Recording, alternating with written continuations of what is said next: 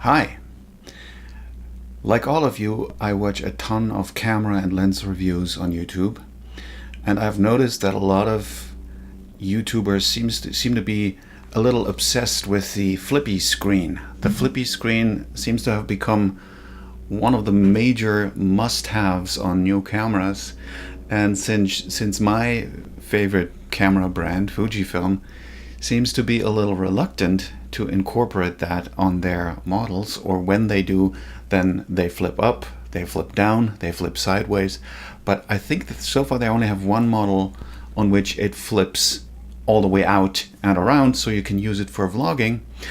I would like to let you know about a very convenient workaround that makes the Fujifilm cameras perfect for vlogging, and that is the Fujifilm Remote app.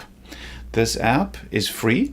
You can download it for iOS or Android. It will run on your iPad, your iPod, your iPhone, or a different phone.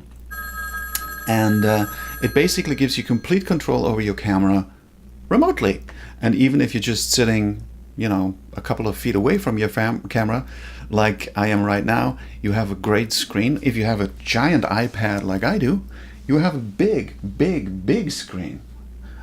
It only works in upright orientation. They didn't make it landscape, but that's fine.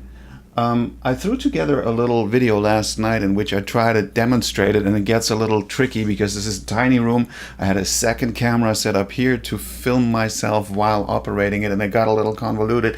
I'm going to attach that after I'm done talking. Just a couple of points I want to make.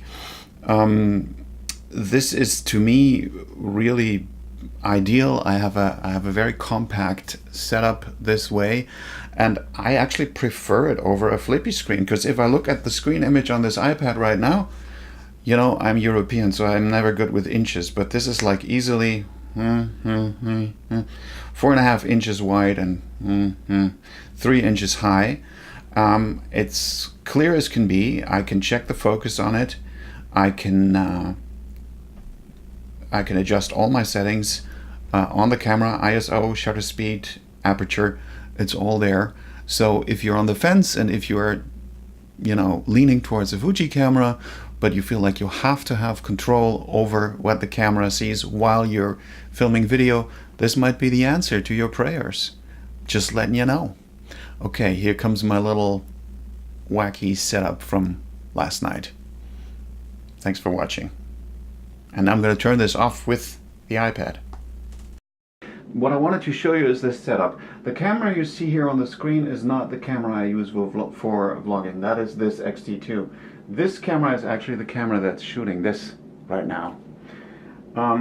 So what I wanted to show you, see, now it's focusing. This is the X-T2 filming me in profile right now. And this is the setup. This is a table microphone stand connected to a cheapo Manfrotto style ball head with a quick change plate. Then comes the Beachtech DXA Micro Pro preamp, which has this microphone connected to it. It has a professional XLR input. It has a stereo output that goes into the microphone input on the camera.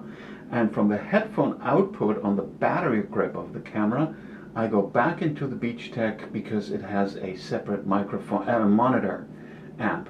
So normally my headphones would be plugged in here and I would hear perfectly well what this microphone is recording. And this is the Fujifilm Camera Remote app, which is really very convenient and runs smoothly. Setup is sometimes a little iffy because you have to actually change your Wi-Fi. Like the Wi-Fi is normally connected to your router, right? And you have to make it recognize the camera as a Wi-Fi network. It says here Fujifilm X-T2. So this is the camera is considered a network by this iPad now. You send out a Wi-Fi signal from the camera by pushing the function button on top, and then these two things need to link up, and when you have the little check mark here in your settings, you're good to go. You can then go to the Fujifilm app, and the app sees now what the lens of the camera sees. And here I have all my settings very conveniently. I have shutter speed, I have aperture, I have ISO. I can change these if I want to. I have this big start button, and I have this switch that goes back and forth between photo and film mode. Now for video, obviously film mode. Now if I hit this button, this camera starts recording. And the sound is going to be in pretty good quality on the camera SD card synced with the video. So normally when I work with this setup, I don't have to sync the audio afterwards. I can just pull the MOV file directly into Premiere, which I use for editing, and go from there. That's the whole deal. So now I hope I wasn't super blurry the whole time.